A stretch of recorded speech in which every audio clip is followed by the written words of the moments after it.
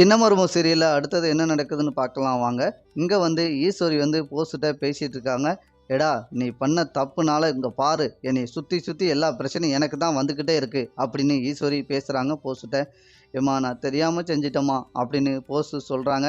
"ஆமாண்டா நீ தெரிஞ்சு செஞ்சியோ தெரியாம செஞ்சியோ, இப்ப பாரு அவ ஆத்தாளும் மகளும் சேர்ந்து இந்த கல்யாணத்த நிறுத்தறதுக்கு என்னெல்லாம் பிளான் போட்டுட்ருக்காங்க பாத்தியா? இந்த டயத்துல போஸ் வேற வீட்ல இல்ல. அவன் எங்க போனான்னே தெரியல. ஏம்மா அத பத்தி எதுவும் கவலைப்படாத" அப்படின்னு சொல்றாங்க ஈஸ்வரி மகா.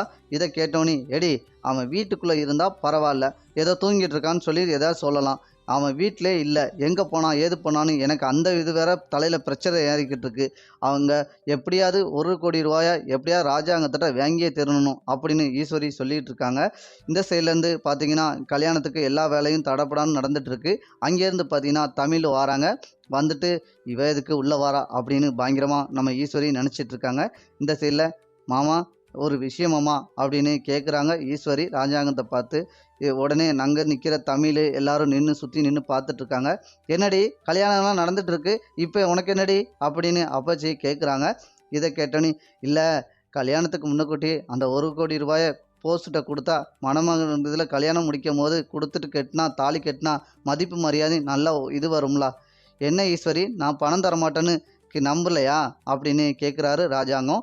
உடனே ராஜாங்கம், "இல்ல மாமா நான் அப்படிலாம் சொல்லல. ஏய் அண்ணன் சொல்றத மட்டும் கேளு" அப்படின்னு அவங்க ராஜாங்கத்தோட தம்பி சொல்றாங்க. இந்த சைட்ல ஈஸ்வரி வந்து எப்படியாவது பணத்த வாங்கியே தீரணும்னு நெனச்சிட்டு இருக்காங்க. இந்த சைட்ல சாவித்திரியும் அவங்க மகளும் பிளான் போடுறாங்க. எப்படி இந்த பணத்த வாங்கக்கூடாது, வைக்கணும் அப்படின்னு. இந்த பணத்த இந்த ஈஸ்வரி கிட்ட போகக்கூடாதுக்கு நம்ம என்னெல்லாம் செய்யணுமோ அத்தனையும் செய்யணும்டி அப்படின்னு 2 பேரும் பேசிட்டு இருக்காங்க. இந்த சைட்ல சேது வரலன்னு வீட்ல இருக்கவங்க எல்லாரும் தேடிக்கிட்டு இருக்காங்க. "இவர் எங்க போனாரு? நம்மட்ட சொல்லாம இல்லாம போக மாட்டாரே. வீட்ல தானே இருந்தாரு." உடனே நம்ம ராஜாங்கம் சொல்றாரு கருப்புட்ட, "ஏய் சேது எங்கப்பா போனான்? நேத்துலேருந்து சேது நைட்லேருந்து காணல. எங்க போனான்? ஏது போனான்? அப்படின்னு போய் பாருங்க சுத்தி" அப்படின்னு சொல்றாரு ராஜாங்கம். இத கேட்டோனே தமிழ், "நீ பார்த்தியாம்மா?" அப்படின்னு கேட்குறாங்க. "இல்ல மாமா வீட்ல தான் இருந்தாங்க. நான் காலையில வரைக்கும் பார்த்த மாரி இருந்தது. நேத்து காலையில தான் பார்த்தேன். இன்னைக்கு நைட்டு கூட நான் பார்க்கல" அப்படின்னு சொல்றாங்க. "என்னடி இதெல்லாம் உனக்கு ஒரு வேலை இல்லையா? புருஷன் எங்க போறான், எங்க வரான்னு பார்க்க மாட்டியா?" அப்படின்னு அப்பச்சி பேசுறாங்க தமிழ. "அப்பச்சி எனக்கு தெரியாது. அவர் எங்க போனாருன்னு எனக்கு தெரியாது" அப்படின்னு ஈஸ்வரிட்டயும், "ஏய் ஈஸ்வரி நீ எதுவும் பார்த்தியாடி?" அப்படின்னு அப்பச்சி கேட்குறாங்க. இந்த சைட்ல, "நான்லாம் பார்க்கல. எங்க போனாங்கன்னு தெரியல." "ஏடி எல்லாரும் வீட்ல இத்தனை பேர் நம்ம எல்லாரும் இருக்கிறோம். அந்த அவன மட்டும் காணல. அவன் எங்க போனான், ஏது போனான்னு யாராவது சுத்தி பார்த்துருக்கீங்களா?" அப்படின்னு கேட்குறாங்க. "ஏம்மா அதெல்லாம் விடுமா. சேது கல்யாணத்துக்கு கூட பிறந்த தம்பி கல்யாணம்.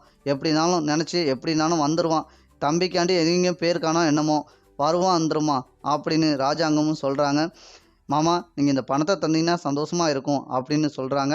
இந்த சைட்ல நம்ம சேது வந்து என்ன பண்றாருன்னா, நம்ம வைத்தியர்கிட்ட எல்லாத்தையும் கூப்பிட்டு வந்து இப்ப கல்யாணத்த நிறுத்துறாரு சேது.